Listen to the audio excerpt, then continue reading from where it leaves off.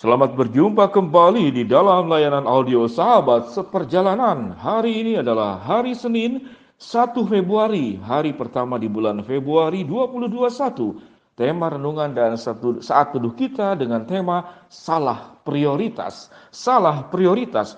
Firman Tuhan terambil dalam Matius pasal 13 ayat ke-14. Demikian bunyi firman Tuhan. Hal kerajaan sorga seumpama harta yang terpendam di ladang, yang ditemukan orang, lalu dipendamkannya lagi, oleh sebab sukacitanya ia menjual seluruh miliknya, lalu membeli ladang itu. Mari kita berdoa. Bapa yang di dalam surga, ajar kami untuk tahu bagaimana menentukan prioritas dengan benar dan memahami tentang harta yang sesungguhnya di dalam kehidupan ini. Sehingga pada masa tua kami bukan menjadi orang-orang tua yang hidup dalam penyesalan. Tatkala kami mau merubah apa yang sudah kami jalani di masa muda kami, sudah tidak ada waktu lagi untuk merubahnya, karena kami sudah masuk di dalam usia tua. Berkati kami semua Tuhan, di dalam nama Tuhan Yesus kami berdoa. Amin. Sahabat seperjalanan, mari kita berbicara tentang harta. Harta rupanya punya banyak macam-macam bentuknya, dan itu menentukan prioritas harta mana yang kita akan kejar. Pada Matius 13 ayat ke-44 dikatakan bahwa orang ini memiliki seluruh milik hartanya, dia juga punya.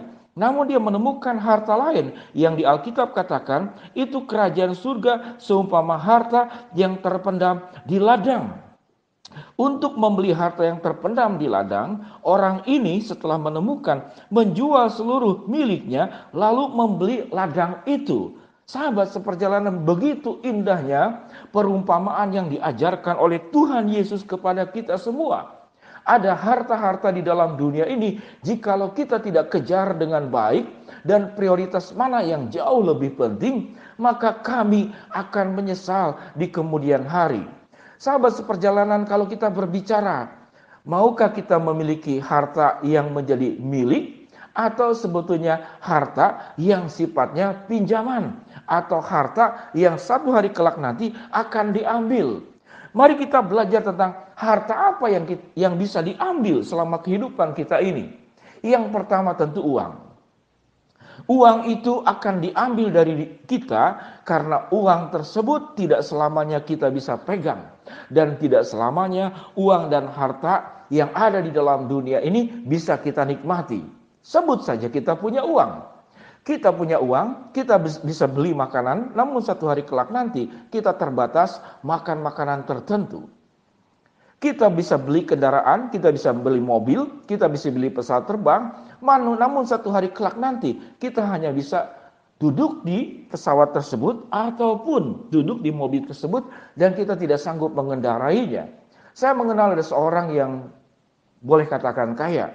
Dia punya pesawat pribadi, pesawat bermesin tunggal dan hanya bisa buat 2 orang. Dan saya berapa kali diajak untuk mengikuti pesawatnya, dan saya memang belum punya kesempatan untuk bersama-sama dengan yang bersangkutan naik pesawat milik pribadinya. Sahabat seperjalanan yang dikasihi Tuhan, seluruh harta yang saya sebutkan tadi itu bisa hilang. Tatkala apa? Tatkala dalam kematian, karena harta itu hanya dinikmati oleh kita sendiri. Apa itu harta-harta yang lain? Yaitu harta-harta yang sifatnya harta benda material yang hanya berguna untuk kita semua. Saya bertemu dengan seorang yang kemudian mengatakan, Pak Pendeta, saya beli sepatu. Wah, saya katakan, beli di mana?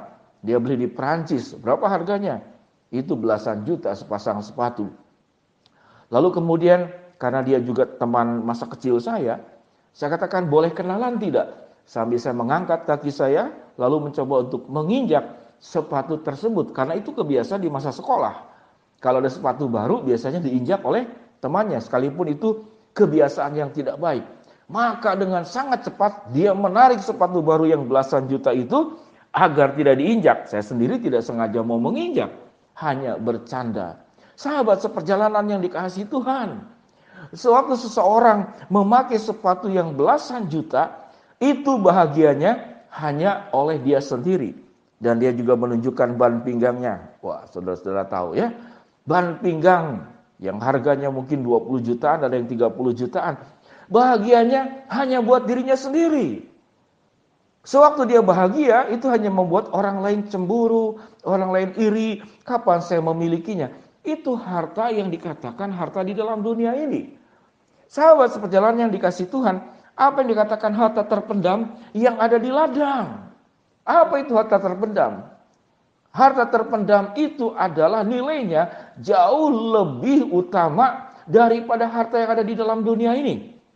Yang pertama, bagaimana kita mengubah harta benda yang bersifat material, harta benda yang bersifat uang dan segala sesuatunya menjadi harta yang terpendam? Caranya adalah memakai harta benda kita dengan kebaikan-kebaikan yang kita nyatakan kepada orang lain.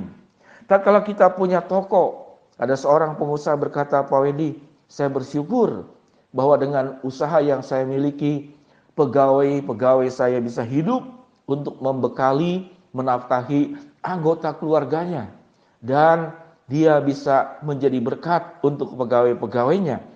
Dia katakan bahwa semata-mata usaha yang dimilikinya tidak hanya untuk memperkaya diri sendiri, tapi untuk menjadi berkat bersama-sama. Karena saya punya usaha, kalau tidak ditunjang didukung oleh pegawai, saya pun tidak bisa berusaha. Maka saya katakan, harta toko yang dimilikinya, usaha yang dimilikinya, pabrik yang dimilikinya, yang bersifat dikatakan miliknya, itu menjadi harta terpendam yang menjadi berguna buat orang lain. Apalagi yang disebut dengan harta terpendam? Harta terpendam itu adalah keluarga. Keluarga tatkala kita tidak baik-baik mengelolanya, menjadi keluarga yang rukun, menjadi keluarga yang saling mendukung, punya pengertian, saling menopang, maka itu harta. Sekalipun Anda hidup dalam kesederhanaan, maka rumah tangga itu menjadi rumah tangga pusat kebahagiaan yang luar biasa. Apa artinya harta yang berlimpah, namun rumah tangga pecah belah, tidak rukun, bercerai, saling rebutan harta, saling rebutan warisan? Apalagi harta yang terpendam. Harta yang terpendam itu adalah kepercayaan. Tatkala kita dipercaya karena kita punya karakter yang baik, kita punya kejujuran yang baik, kita punya integritas, kita menjaga kepercayaan yang diberikan, maka itu adalah harta terpendam yang menjadi milikmu. Engkau punya kekayaan karakter ilahi, engkau punya kekayaan kepribadian yang baik, dan itu adalah harta yang engkau miliki, yang tidak semua orang itu mempunyainya. Apalagi harta terpendam. Harta terpendam itu adalah keselamatan dan iman percaya kita kepada Kristus. Sewaktu engkau memiliki iman kepercayaan kepada Kristus, engkau dijanjikan hidup yang kekal. Engkau diangkat sebagai anak-anaknya, sebagaimana tercatat di dalam Yohanes 1 ayat yang ke-12. Maka engkau akan memiliki hak waris kerajaan surga. Engkau akan menikmati harta yang begitu luar biasa di dunia yang di langit dan bumi yang baru, di surga yang abadi bersama dengan Allah. Kalau engkau tidak memiliki keselamatan di dalam Kristus, maka kita akan merasakan penderitaan yang luar biasa di api neraka. Sahabat seperjalanan yang dikasihi Tuhan, jangan salah prioritas di dalam mengejar harta. Harta dunia kita perlu, namun harta dunia harus diolah menjadi harta surgawi yang menjadi berkat buat orang lain. Perhatikan keluargamu, jaga kepercayaan yang sudah diberikan kepadamu, dan jagai imanmu dan keselamatan yang sudah Tuhan beri kepada engkau. Jangan salah prioritas. Mari kita berdoa. Bapa yang di dalam sorga, hamba-Mu berdoa buat sahabat seperjalanan yang sedang sakit di rumah sakit maupun di rumah. Dan khususnya kami berdoa buat sahabat seperjalanan yang mengalami kedukaan karena salah seorang keluarganya meninggal. Tuhan hiburkan dan kuatkan. Kami berdoa buat sahabat seperjalanan yang sedang menghadapi kesulitan, kendala, persoalan dan tantangan dalam hidup. Tuhan bukakan jalan. Buat sahabat seperjalanan yang sedang meminta, memohon sesuatu kepada Tuhan, Tuhan yang kabulkan sesuai dengan waktu, rencana, dan kehendak-Mu. Di dalam nama Tuhan Yesus kami berdoa. Amin. Shalom sahabat seperjalanan, selamat beraktivitas di awal tanggal yang baru di bulan Februari. Jangan salah prioritas.